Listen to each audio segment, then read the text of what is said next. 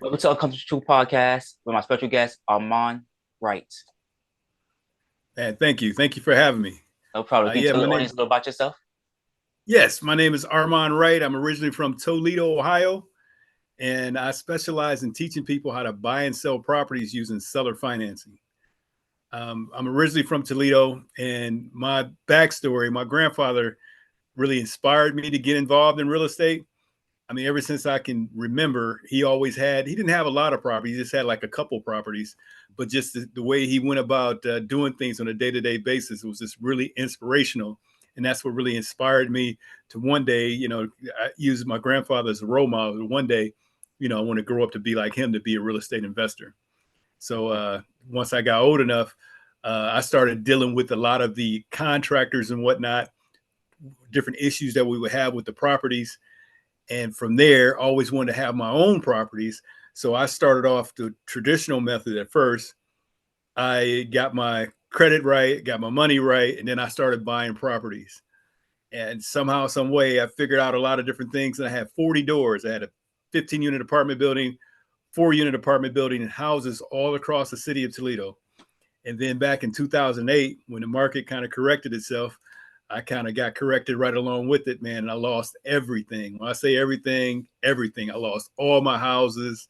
I lost all my money.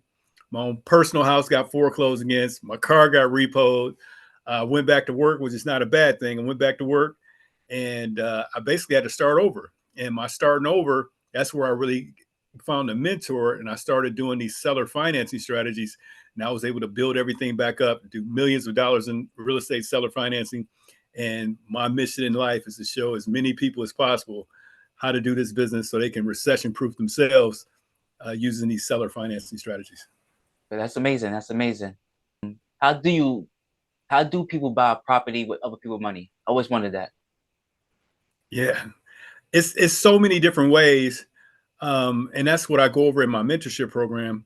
But just getting into one of the different ways, which is one of the hot strategies that I like to show people. So say, for example, your situation now, if you don't have the money or the credit to buy properties, one way that you can do it is according to how your network is, you can borrow the money from a friend or a family member, right?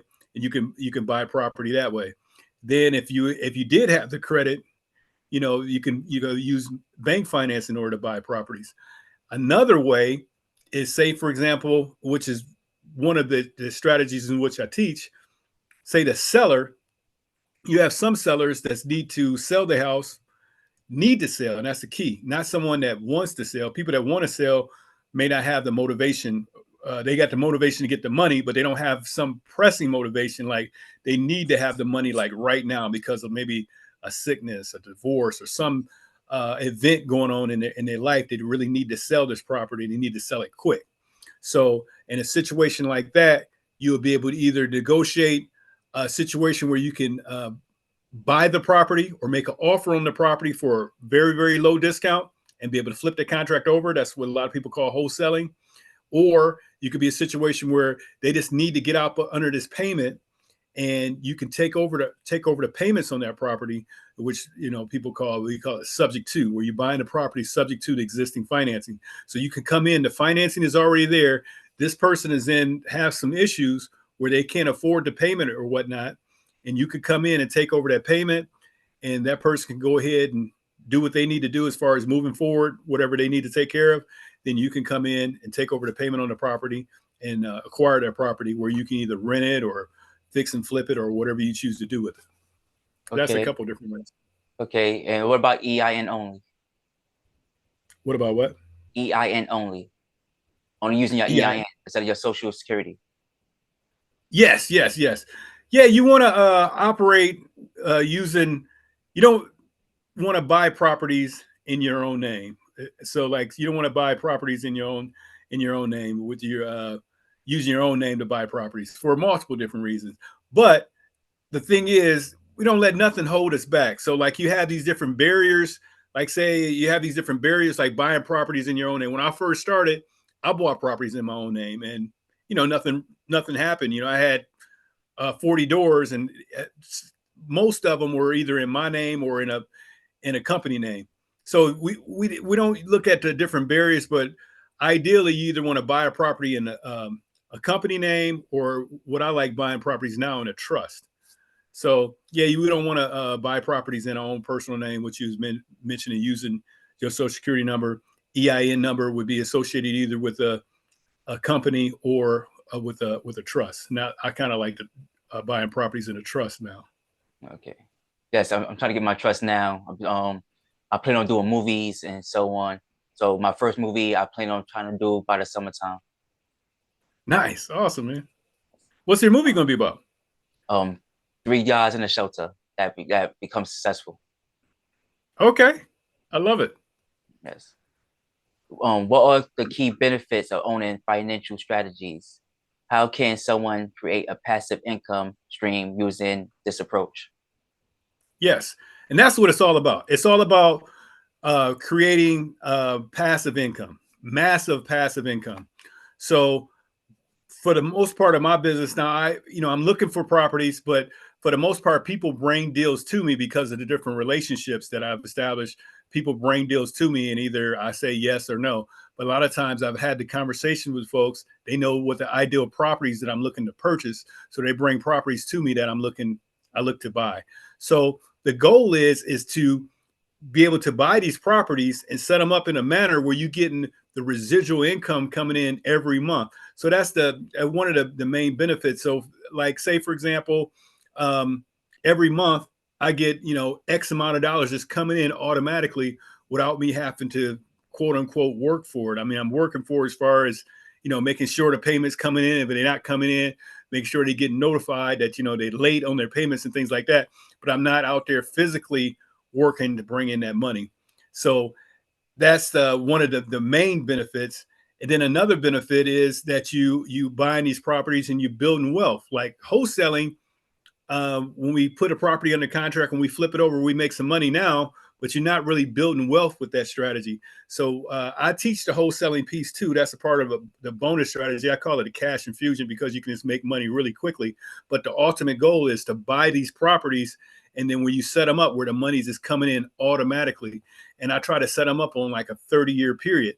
So say for example, it doesn't matter what age you are. If you're looking to retire, someday, you can have like a direct path. So meaning that it's not how long it takes to retire, is how many assets do you have to require? Because you acquire enough of these assets, you won't have to go in to work, because you have this money that's automatically being deposited in your account every month.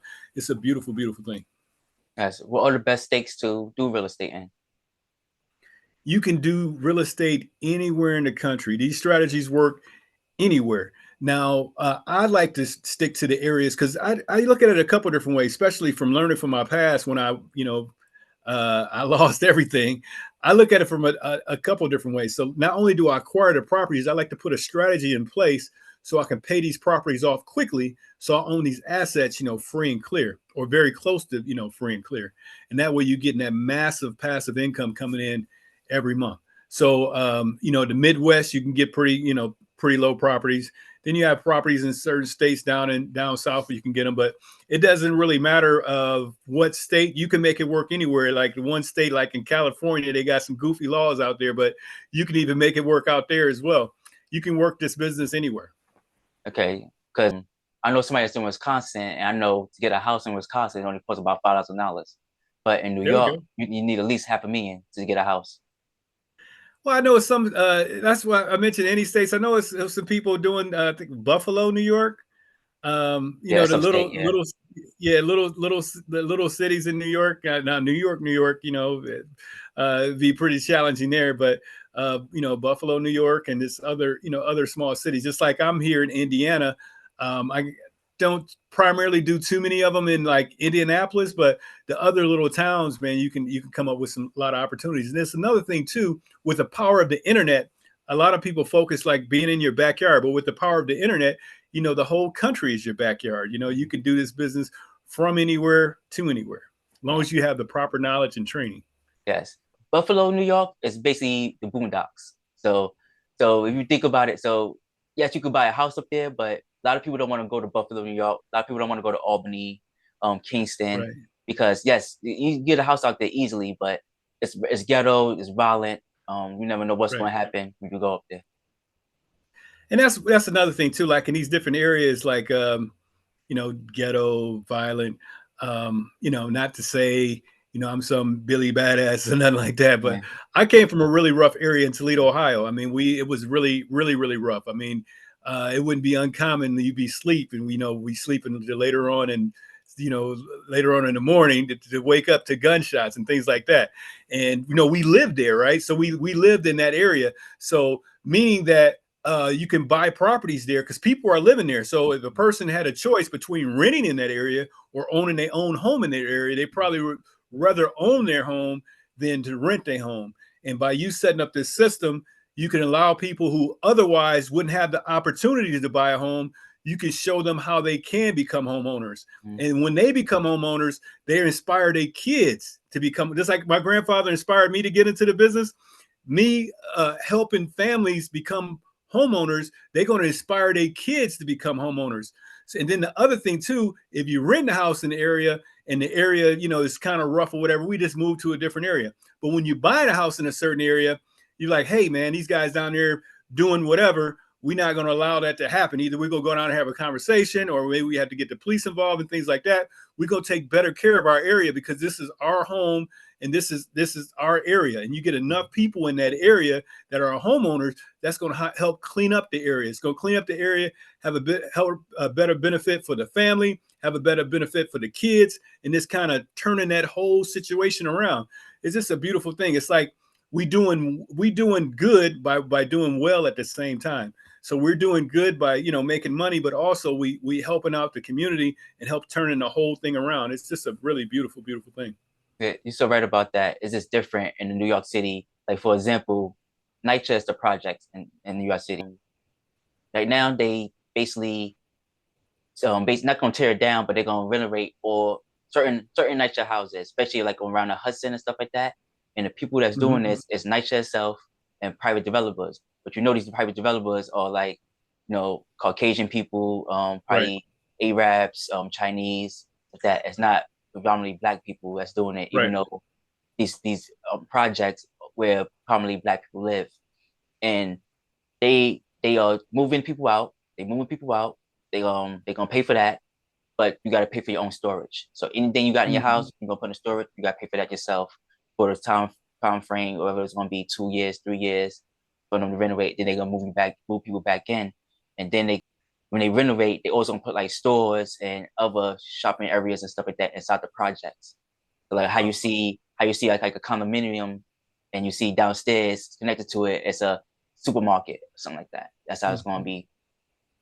That's how the project is going to be now in the coming Wow. years. Yeah, that's pretty wild, man. Pretty wild. For beginners, what's the first step to start investing in real estate? Is it really as simple as having a cell phone? Is it really as simple as what? Having a cell phone. Yeah, simple as having a cell phone. Yeah, it's simple, but it's not easy. Like, say for example, you the very beginning, the process is it's really, really simple. You can have a cell phone. You learn the information. You can put the deals together, but it's simple, but not easy because it's like, you know, Bruce Lee has a comment. He doesn't fear a person that can do like 1,000 kicks. He fears a person that does the one kick 1,000 times. So I can show you, you know, the simple process, but it's about the person doing the process over and over again. You practicing it and you really perfecting your craft, because to invest in real estate is one thing, but becoming a professional real estate investor is a total another thing. And then another different analogy, like say if we were to go out and get a basketball, most people can grab a basketball, put the ball in the hoop, you know, cool. But is in LeBron James pretty much grabs a basketball, put it in the hoop the same way. But the amount of time he put in working on that craft, which really separates him from the people that just grabbed a basketball the first time and put it in there. So what I'm saying is that, you know, it's simple having a cell phone, learning the language to say in order to get going. But in order to be great at it, you're gonna have to do this over and over again. it's a study saying if you want to be really good at something, you have to put in like 10,000 hours. So you want to just, you know, you got to keep working over and over again. And my recommendation is that you can watch a bunch of videos, you can study, and you can learn a bunch of different things. And for sure, if you watch enough videos and you study enough information, for sure, you're going to get to your destination. But that's going to take you a long, long time. The shortest way, the fastest way to get to success is to find a mentor. Find someone that has something that you want to have, that's going in the direction that you want to go, and you pay for that mentorship. And that's the fastest way to success in pretty much anything. Clients you have under your belt that you're teaching right now? Currently, I'm focusing more in on my coaching program. So I got like about 5 of them currently. So I got plenty of opportunity to get more, but I'm putting more focus in on the coaching program versus acquiring properties. Because like I go back and forth because I really love the business. So you get an opportunity, and I shift back and forth. But now I'm putting more focus in on the coaching because, man, that's what it's all about. You find something that works, that's really been a real blessing for me and my family. And the thing is, I mean, you could take it, which I see some investors, they take it and just keep it to themselves. But my thing is, I want to be able to share the information and just help as many people as possible, make the program affordable, and man, go out there and just help change as many lives as possible. Because that's what I think it's all about. You know, God put us here and he blesses us, but allows us to be a blessing to other people. And so my goal is to go out here and just to help as many people as possible. That's amazing. Thank you. Tell us about experience studying at McCober Whitney. How did it prepare you for your real estate career? Oh, high school? I said that right? McCober? Macumber. Okay. Yeah, that's high school I went to back in Toledo, Ohio. Okay.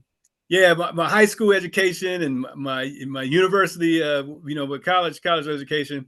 Not so much. Well, what I teach people, you know, with this real estate investing, literally, if you can add, subtract, you can become a successful real estate investor. I know that's the simplistic way, but it did another true story. My daughter, I mean, she, just like how my grandfather inspired me, ever since she could remember, I was a real estate investor. So at the age of 14, she always was asking me, you know, still just a little kid, you know, she always was asking me about real estate investing.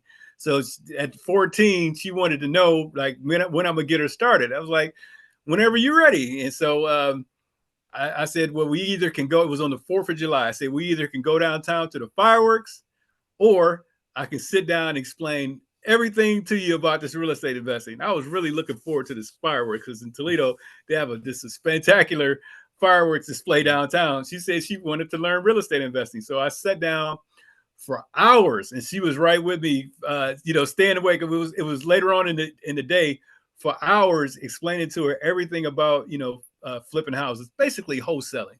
So at the age of 14, you know, it was on the 4th of July when I got started with her. And within, it was before about the middle of August, she had done her first deal. So at the age of 14, she went on to do more deals. She did like 6 deals at 14 years old. So you don't have to have a really high education. Like I said, as long as you can add, subtract, you can definitely do this business. You got a real estate license and a broker license? Yes. And that's another thing too. Like this stuff, that's the main thing. I try to remove the barriers of getting started. So like, say, for example, LLC. You can have an LLC, trust or whatnot to buy properties, but it's not required in order to get started. As long as you have the desire and the burning determination to go to the next, that's what's required to get started. So you don't need that. And then the other thing too, what I recommend is like once you start rolling, you do a couple deals and you find out this is something that you like to do. Yeah, go ahead and get a real estate license because that can bring you in additional income. So say, for example, you see a property and you couldn't negotiate down a low price. That's just something they wasn't interested in. You want to come in and take over the payments on the property. Maybe that's just something they're not interested in. The pain is just not that great. They're just going to wait it out.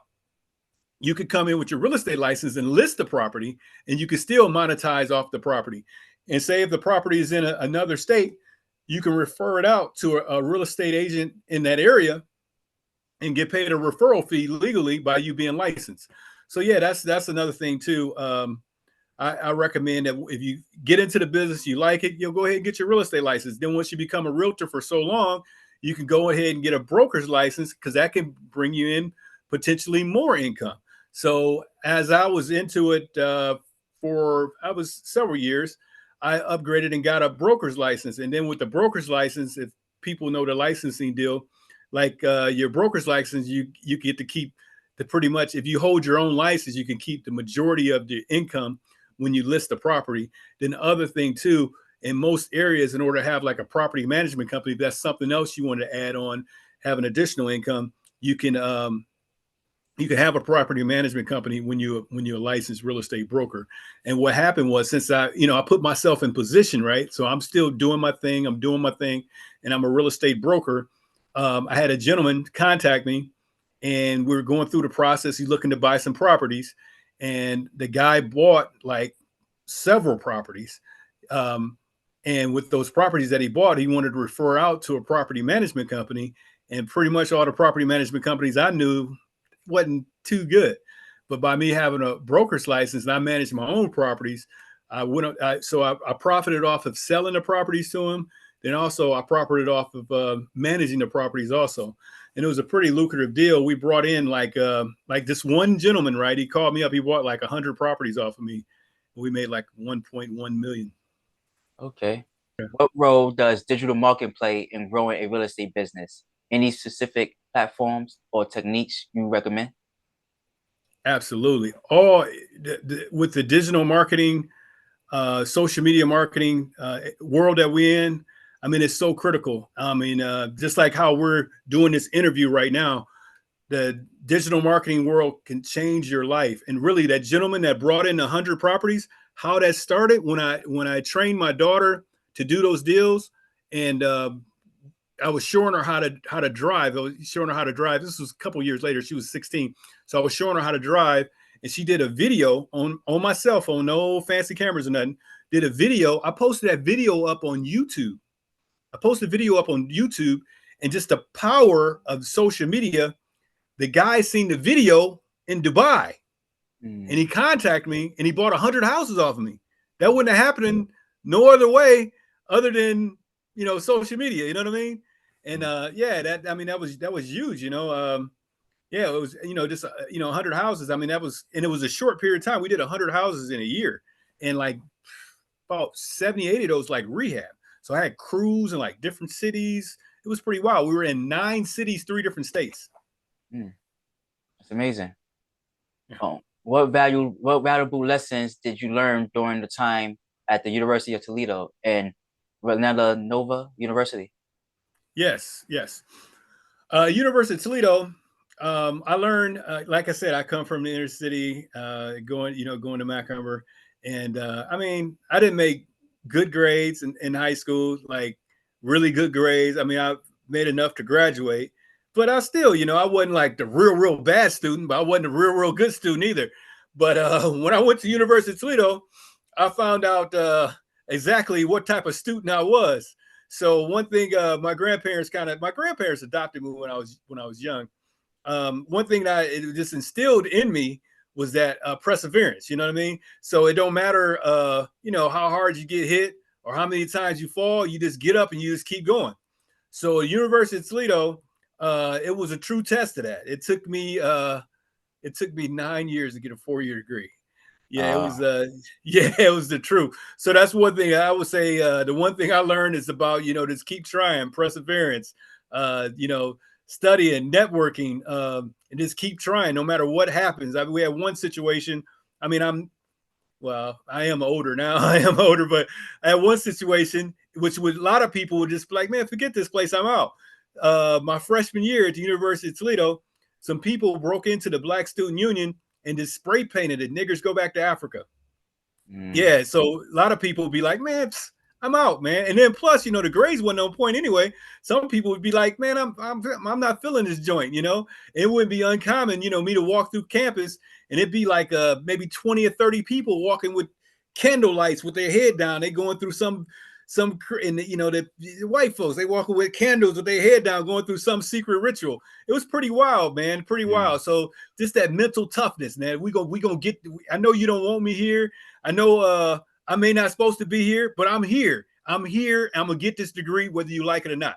And so just a lot of times you see people. Everybody, like I said, I'm not no tough guy, nothing, but I think the toughness comes from up here in your mental game. So when you're going up in these areas, and you're dealing with different people, you have the toughness not to react like physically. You're gonna do the fighting up here in your mind. I'm gonna use the proper discipline to stay on course. Just because you say a certain thing or do a certain thing, you ain't gonna distract me from my mission. I'm here for a reason. I'm here to get this degree so I can go out and help my family. When I mean my family, I don't just mean my kids. I mean my cousins, my aunts, and everything. I'm here representing everybody, and I'm gonna get this degree, and lack of a better word, by any means possible. Yes, so true. And something happened to me like that yesterday, and the guy, I was in it somewhere editing my videos, and with my friend, I was editing my videos, and my friend was uploading shorts to Twitter, and the guy did something, and I said something as like in a joke, and he got so belligerent, cursing, kiss my A, it's that, you P, this and that, but it was people around. I'm like, you doing this is gonna make people call the police. And I'm like, chill out. I'm like, why are you getting so violent? He just kept doing it. So when the people left, I pulled him to the side. Not pulled him to the side, but I'm confronting him. Like, now say something. Like, say something now. Like, you tough, right? That. Who put the battery in your back now? I'm like, nobody's here now. They gone. Say something to me now. And he wouldn't. So then he went to the bathroom. So now I went to the bathroom with him. Said it again to him. Say something now. Say something. I'll knock you out. Say something now. I'm not a violent person, but he was saying so much hateful things to me. I wanted to prove a point that you're not tough. You're saying this stuff because you think I'm not gonna do nothing to you. But now that it's just me and you, and nobody else around, let me see you talk that stuff now. He was quiet. And this is an older man, just a bigger man than me. I'm a little guy, and he was so intimidated by me once I confronted him. I don't condone violence.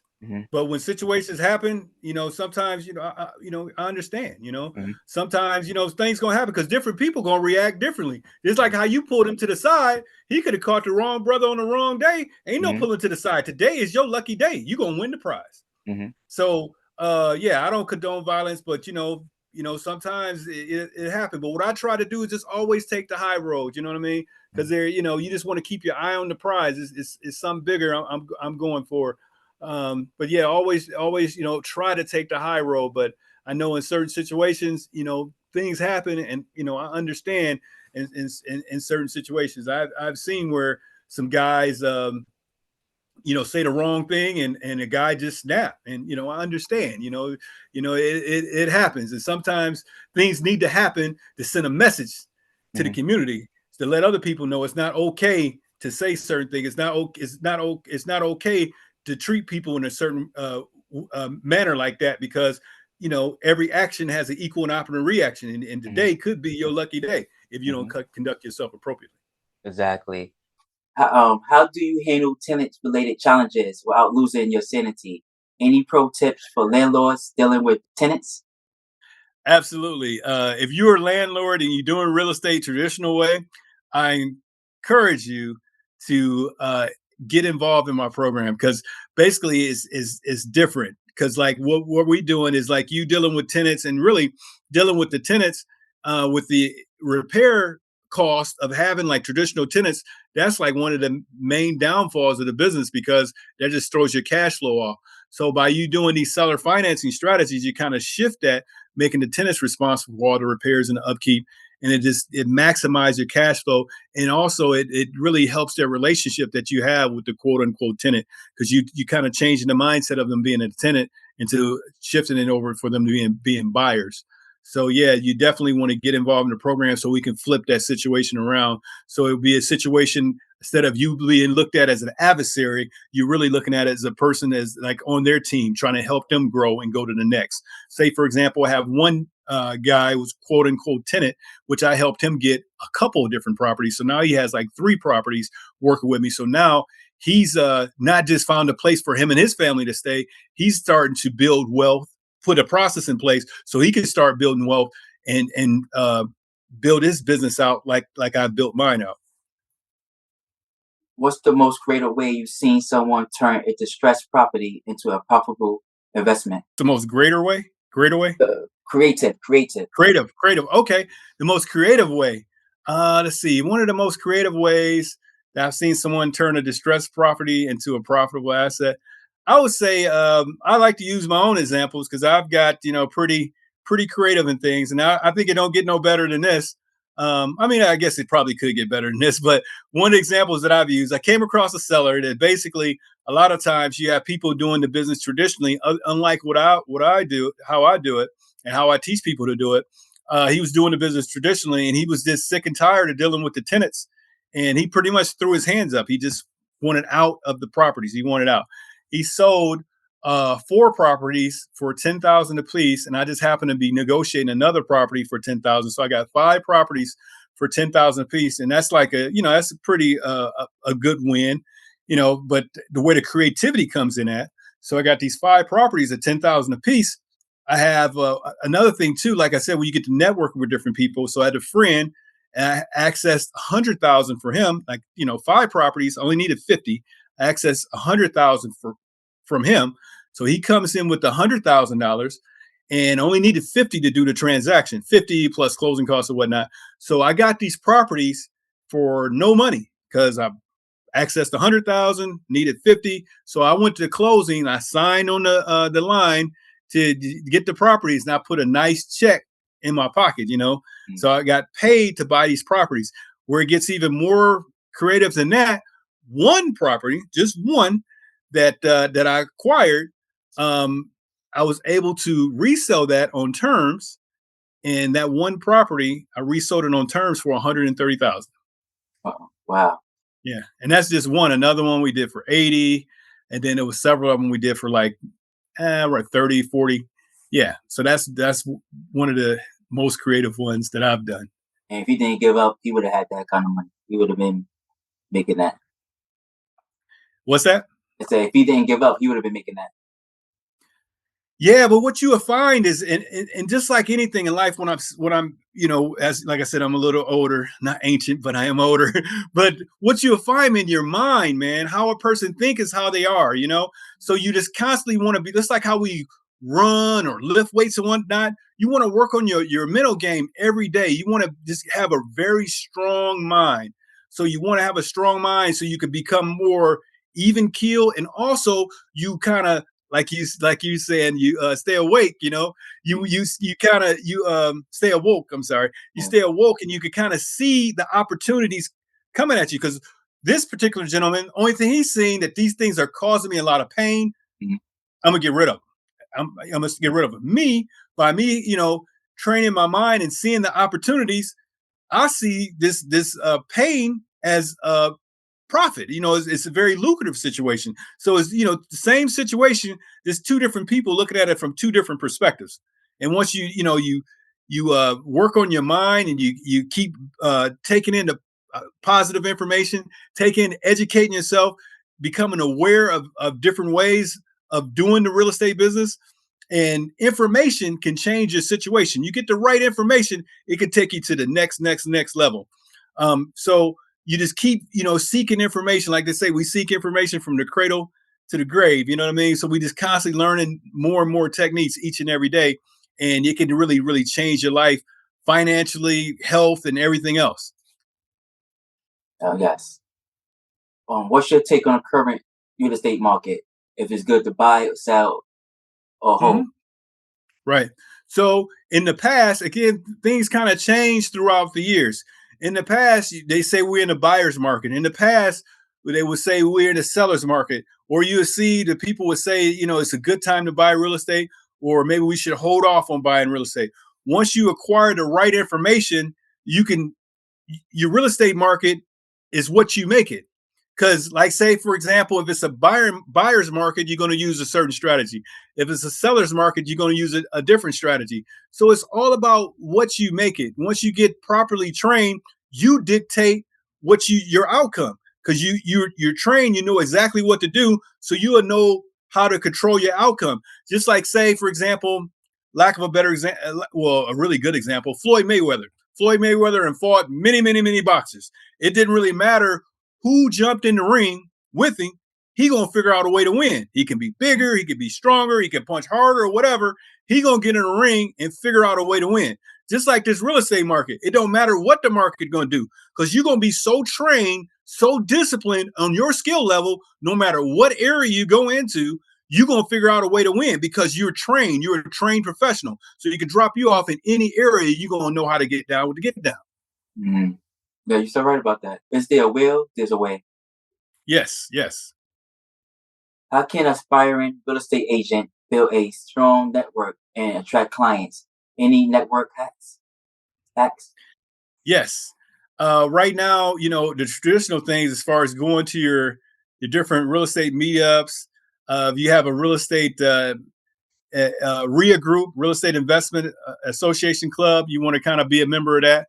But more importantly, social media. Social media has pretty much unchanged the game for everything, really.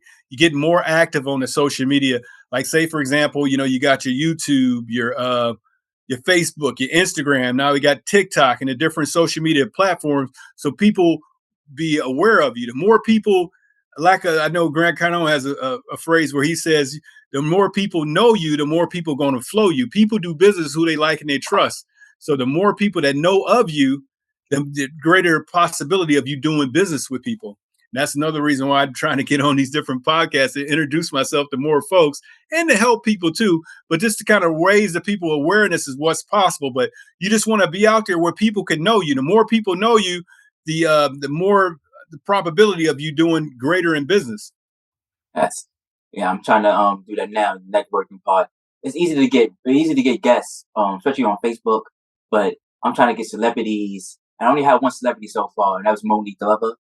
Okay. And she Monique Cosmetics. She make a good penny. She's very successful with her makeup line. So like she's my first celebrity. But everybody else is like all over the world. I interview Russians. I interviewed somebody from Armenia. I interview people from California, doctors, actors, so on. Now, another thing too, which is something now I've heard of people doing, which I'm gonna tap into it myself. Like, say for example, if you get a part of, and this is where I just got a client yesterday, just being a part of groups, right? So, like, say for example, they got all different types of groups. I know we met up from a Facebook group, but like different paid groups that people that's doing it on a different level that you can kind of network with them and either a maybe interview them, or B, they interview you, Mhm. or C, they can introduce you to other people to interview to help bring in, more, I guess, more known guests. Yes, that's what I'm trying to do now. My first interview, I'm being interviewed will be on the 18th, and I'm being interviewed by the Handicap and Chill podcast. And also, I'm going to do a collab with CTT Media Group, and they based in Louisiana. So they plan on coming out. When they plan on coming to New York or Jersey, I'm gonna try to set something up, and we're gonna do a collab together, an in-person interview. I love it. Yes, That's awesome, man. and I'm also trying like I've been going lately. I've been going to like celebrities pages and Right. asking their friends, the people they following, to come on my podcast. So maybe if I get them to come on my podcast, maybe they could be like, "Hey, I seen you interview my friend. Like, let me come on yours." I got a funny story too. I was reaching out to celebrities, and I wrote Tyrese, right? Okay. I wrote Tyrese, and after I wrote Tyrese, I never a fake Tyrese page sent me a friend request. Sent Oh, me a wow. friend request. And I'm like, wait, this is Tyrese? Like, there's the same picture from Tyrese real page, his Right. profile page. So I'm like, it got to be him because who else gonna know I just wrote this man that Right. podcast? And so I added him, but he never wrote back or nothing like that. He just I think he actually still follow me on Instagram. I'm not sure. I'm gonna check that. But, Okay. um, Then another thing too, I mean, it's so much creativity. You just keep thinking about different ways. So, say for example, and like different groups that I'm in, it's other people that's not into real estate, but they high wealth individuals. So one thing is adding, like say the real estate play, like people know that most wealthy people have a real estate portfolio. So Mm-hmm. maybe it could be an intro conversation that the people that you reaching out to, hey, have you ever thought about real estate? And that may be a something to start the conversation. And if you introduce them to me, if they get involved in my program, I'll throw you a cut. And then if they do, maybe that just start the conversation. And maybe that'll start the conversation to land them in to interview you. It's just like well, it's just like bait. You fishing, so you throw the bait out there just to get the fish to attract the fish to reel them up on the board. So, like, say, when the guy reached out to me, I'm talking to him about seller financing and things like that. But he wanted to really just buy properties. And when the buy bought those 100 properties, he just wanted to buy properties to have this big portfolio. But by me, my bait was the seller financing, throwing that out there. And we're talking about that. But when it came down to it, we did a few seller financing deals. But for the most part, he wanted to just build his portfolio and just do it traditionally. But the bait was the seller financing. It was a different type of bait than what most people have out there that, that got the conversation going. So that just like, you could reach out to people, hey, how are things going? You ever thought about getting involved in real estate? Then it's like, no, I didn't. So as y'all conversate, by the way, I have a podcast, maybe I could come on. You could just kind of explain to the people exactly what you do, how you helping people. And, we could just kind of go from there. And at least you got the conversation going. You just never know. That might be something that can kind of help take it to book a couple of them. Because especially if they doing well in business and they not into real estate or they curious about it. I mean, hey, either you don't no sense of being curious. Just get serious. You know what I mean? You know who Brittany Rayner is? Who? Brittany Rayner. You know who she is? Yeah. So when I first started this podcast, I had a little bit of money, and so Right. I wanted somebody influential to be my first guest. So I'm like, if I get her to be my first guest, I should never have a problem finding guests, and I should have no problem getting monetized or getting views or something like that, subscribers, so on. Right. So I reached out to her and her publicist, and we talked probably for a couple of weeks, and then it came down to the money. They asked, "What's the budget?" I said, "I give her $5,000." They never wrote me back. Oh, they wanted you to pay her for to be on? Yes, and like I think they wanted more to be just paying her because $5,000 wasn't enough. So they probably wanted me to like pay for her car.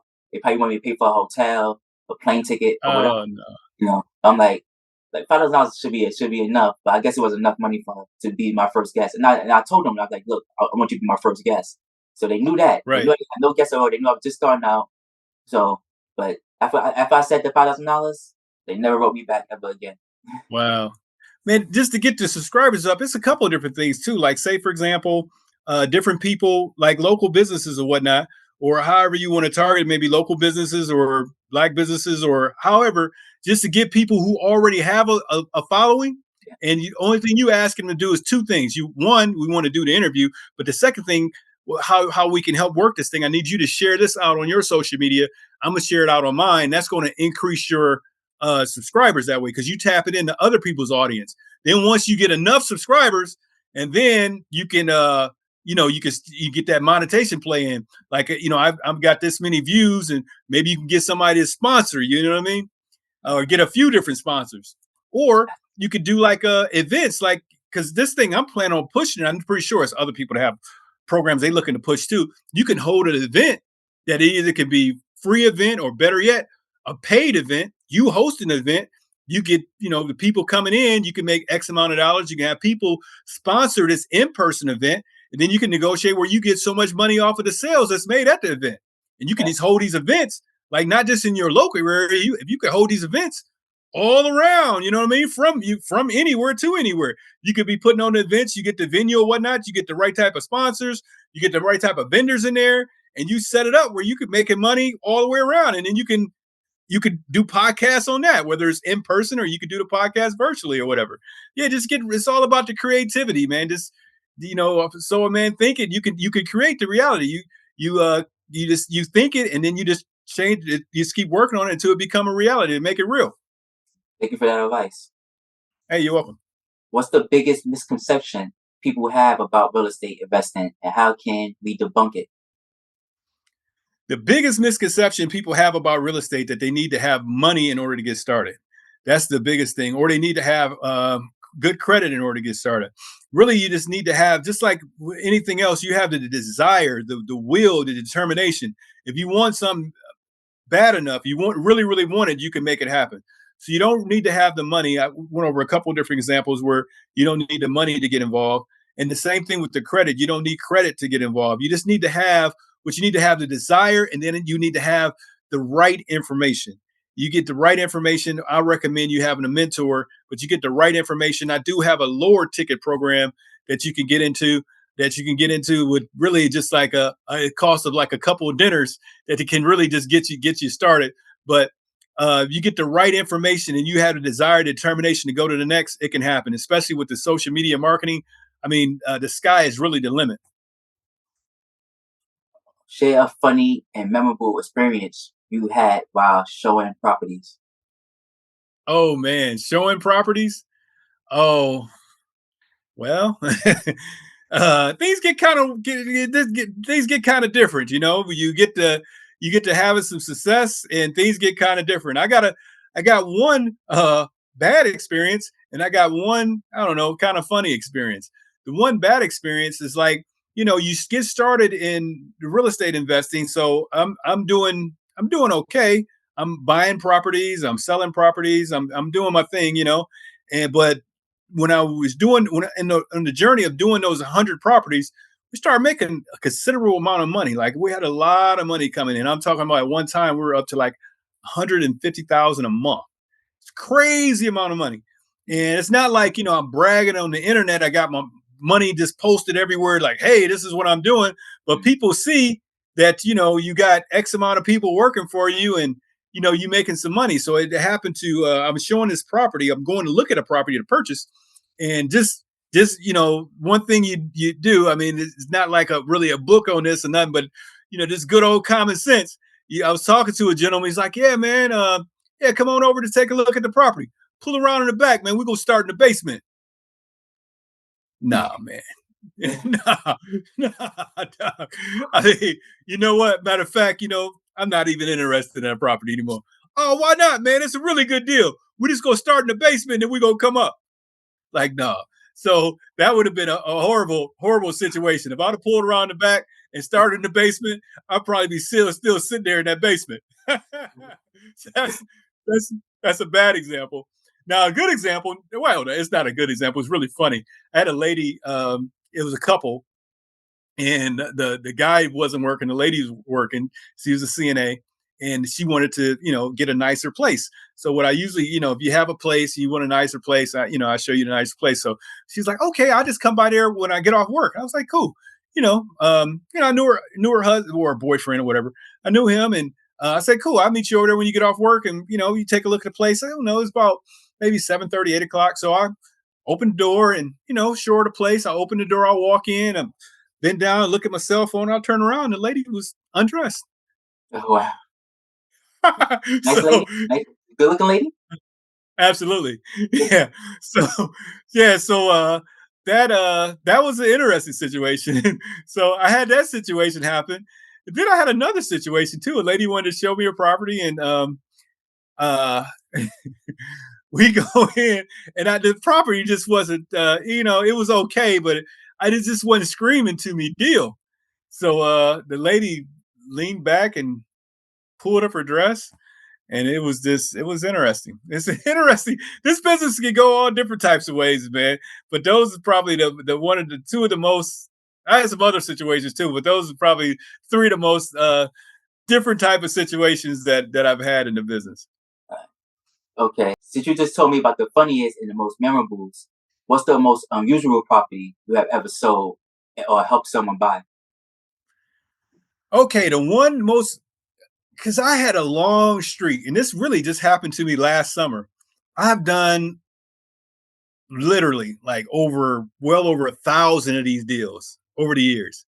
So, lack of a better word, sometimes it comes with a little bit, I guess you could say, overconfident, or where you feeling yourself. I'm feeling like it is not a property I'm gonna get involved with that is not going to turn out to be an awesome situation. So I'm like, man, you give me any house, I'm gonna flip it and make a lot of money off it. I just, I couldn't do no wrong because it's the way I've been analyzing the properties and whatnot. So I had a guy I was training, and the house that he was going into, you couldn't walk through the house. The lady was a hoarder. I'm like 6 foot tall, and the trash come up to over my waist, all the way through, including upstairs. So my guy I was training, he had a camera, and he had to climb through it with a video camera to do the walkthrough. And he's like, man, other than the trash, man, it's straight. It's straight, man. Other than the trash, it's straight. Man, I got the house and I flipped it to someone on terms. The lady, again, like I'm here in Indiana, the house is in Ohio, and I'm just so overconfident that everything I touch is gold, man. I got the Midas touch, you know what I mean? And man, for one, the lady wrote me, they're supposed to take the money and deposit in the bank and cash money. And everybody I tell them cash. Everybody does it. This lady put a check in there. And I just assumed it was cash. I seen it was $4,000. Good. $4,000. That's cool. That's good. That's good. And I'm like, man, it's a huge win. And about 3 days later, I get an alert from the bank, check bounce. Like, check bounce? I ain't wrote no check. Check bounce? What are you talking about? So I look at it, was that $4,000 check. It bounced. So I've called the neighbors up. It's like, yeah, they on the porch sitting there drinking beer. And got this place with no money. So I called her up, and we had a real rough conversation. But needless to say, she moved out of the place. But then I sold it to someone else. They went in there and they occupied the place just long enough to just strip it, because the lady was a hoarder. So they went through there and got anything they thought was valuable. They got all the valuables out of there. It took them like 2 months. They made that payment. Then they made another payment. Then the third month come up. I was like, you're late. Oh, this place is too bad. You didn't tell us it was this. I was like, you've been there 2 months. What are you talking about? Oh, no, it's too bad. It's too bad. We can't live here like this. And we want all our money back. I was like, what are you thinking? You've been there almost 3 months. You want all your money back. What do you do to that? So me being me, I mean, like I said, at the end of the day, I try to help people. So I went ahead and let the lady get her money back. And then I had a chance, because remember, I didn't climb through the place, So I had a chance to go through there. Oh my God. That place was horrible. Horrible. That's what I probably shouldn't have bought. So yeah, I put together a team, and it was interesting because I don't deal with contractors and stuff, but I put together a team. Then, I'm in one state and this in another state. So I put together a team, and we turned it around, and yeah, we got it pointing in the right direction. But that's probably one of the worst deals that I've done. Oh yeah, I work for a company called Innocent and Ross. It's a tip agency in Manhattan, and they set me up with a lady named Berkfeld. This lady named Berkfeld, her husband left her. He left her with $5,000, and yes, left her with $5,000 and said, "This is all you're getting from me." She took the $5,000 and went and bought mops, buckets, soaps, cleaning supplies, and put an ad on Craigslist. Now she a multimillionaire because she cleaned hoarder houses. So this one place we was cleaning was a teacher from Hunter College. Hunter College is a very, very big college, very famous college in New York. And she was a substitute teacher there. So we go to this house, like you said, garbage always to the ceiling. So we was there for about a week. And she wore the same outfit, the same dress, same black dress every day. She went to work too in that same black dress every single day. Her refrigerator had nothing but Pepsi in it. Wow. Refrigerator, freezer, nothing but Pepsi. The oven had nothing but cookbooks in it. Every bit of food, even the canned goods, was expired. Jeez. The tub, the bathroom was full of cat litter. Cat litter was on the ceiling. Cat litter was on the walls. Cat litter was on the floors. Cat litter was on the toilet. Cat litter was on the tub. The tub also had nothing but makeup in it. So it's like she just kept throwing her makeup inside the tub. So I don't know how she took showers. So we cleaned the whole apartment because the landlord was kicking her out. She lived on like on Upper West Side, Right. and her family was wealthy too. So her family paid Bergfeld a lot of money, and plus, since it's a hoarder house, the city also paid her a certain amount of money. So she was like double dipping. And, Jeez. and so we cleaned the whole house. We even had to take the rug up because the rug had cat mess and stuff like that on the rug. So we had to take the rug off the floor too. And luckily, under that rug was beautiful hardwood floors. Oh, okay. And it took us, like I said, it took us about a week to clean that place up. But I don't know what happened after that, after we left. But the second time I worked with Bergfeld, it was a lawyer. But this lady, she was sickly. She was sickly because she had the big C. And so all she did was lay in her bed and throw her garbage on the floor. And on the Jeez. floor. So now we clean it, and she's like, oh, sweep under the bed. So as I went to go sweep under that bed, I said thousands and thousands of roaches and cockroaches came out. Oh man. It was like she's like step on them. I said no when I ran because I'm like this stuff gonna run on my legs. This stuff on my legs. Right. So I went out the door, and we had like jumpsuits, like jumpsuits.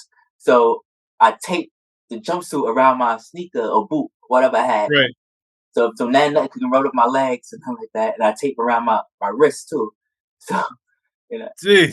but those roaches and stuff went somewhere in that building. I don't know where it went, but if I say thousands, it was thousands. It was so many. It was like a movie, like Jeez. like a horror movie. Oh That I say man. thousands. It was thousands and thousands of roaches and cockroaches. Oh my God. Hmm. Yeah, that's horrible. I haven't had nothing like that. So Yeah. you told me your horror story. I'm gonna tell you about my two horror stories. Right. Yeah, real estate, it could be really, really interesting, man. What's the most rewarding aspect of helping families find their dream homes? The most rewarding aspect is it when I got a lot of testimonials up on my YouTube channel when people, you're going through the process, but when they actually close on the deal, it's just so beautiful, man. A lot of times the people just be so happy. You would think they own the price of right or hit the lottery or something. Some people just be in tears, that they actually was able to start the process of buying a home. It's just such a rewarding feeling, unlike other different transactions. Is like, you help people in other different situations, but when the opportunity for someone to buy a house, the American dream, and they just be loving it. They just be so thankful, and it just doesn't stop there at the closing. It goes on. Like every time when the people make their payment, I have this one young couple that every time they make their payment, they pay. Now this is not normal, but these guys, they pay extra and they send you a thank you message every month. It's really a good feeling. I mean, people are just so thankful for you helping them, and it's just a really beautiful thing. How do you stay up to date with the latest trends and changes in the real estate market? Well, I constantly, educate myself because it's like, things are constantly changing. The marketing is constantly changing. But for the most part, the real estate stuff is kind of staying the same. It's just be someone that may articulate it a little bit different. And that's another thing too, where, with my coaching program, I know it's a lot of people that's teaching the business, but the words and the message of how I say it may be a little bit different, maybe help to resonate with a certain audience and where they can find it a little bit more easier to follow me versus following some other people, because maybe my experiences, maybe they can relate to because they come from similar background or we use similar words and things like that that can help, make the connection. But how I kind of stay up on things, I just constantly read. I just constantly, look at different things. And I still attend like different seminars myself, just kind of just get different perspective on how other people explain things that I may already know, but I just like to just kind of see how other people are explaining different things. You mentioned your basement story. Are there any? Are there a list of red flags that you have?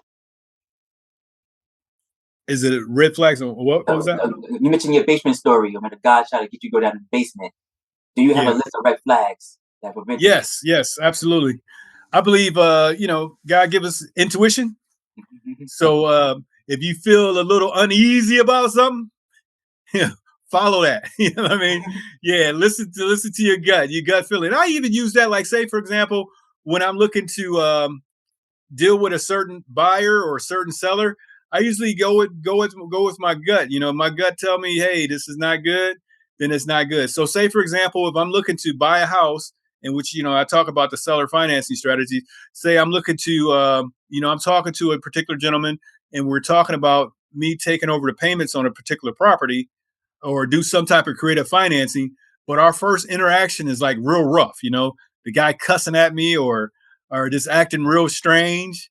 The chances of this turning around and us sitting down and at a table singing Christmas carols is probably pretty slim. You know what I mean? So if it start off rough like that, if it's just not a good fit, then boom, I just usually just part ways and just keep moving.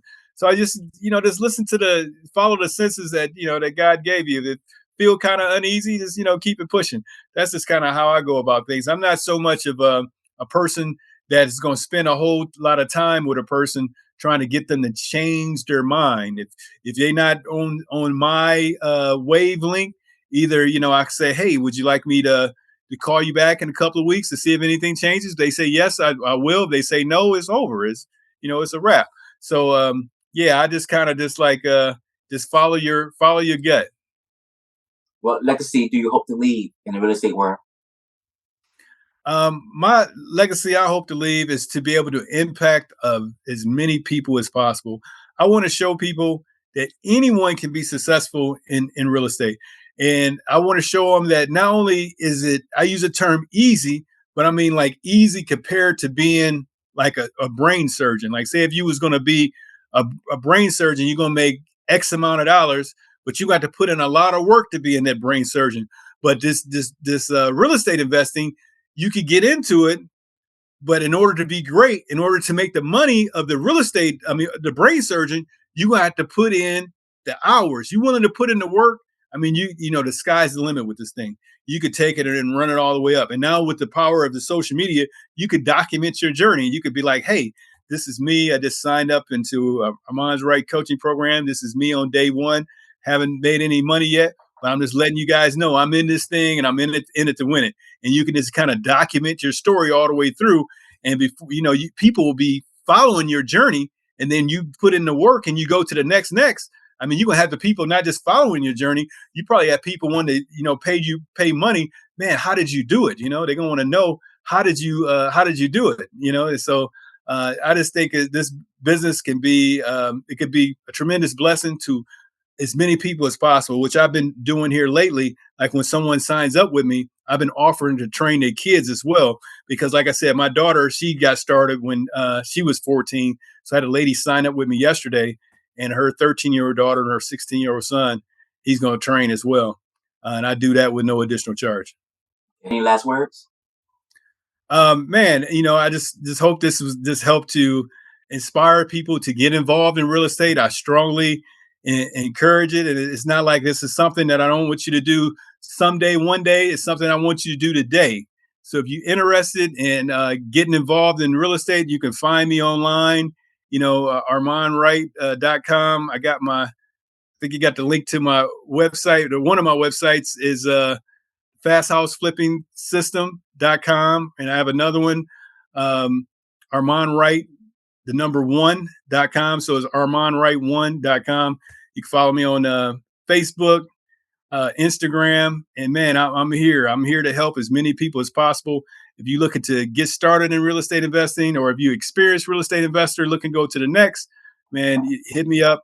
We can do like a free transformation session, see how I can help you. And if I can help you any way possible, great. And if you want to work with me, that's great as well. So reach out to me on either one of those platforms, or if you just want to old school, want to hit me up on the phone. Phone number is 567-277-1235, 567-277-1235. And I look forward to helping you and helping you get to the next. Thank you for that. And all your information will be in the description. Thank you. All right. Thank you for watching Uncomfortable Truth Podcast with my special guest, Armond Wright. I appreciate you, sir. I appreciate you. All right. Thank you. You have a good day. Oh, you too, man. God bless.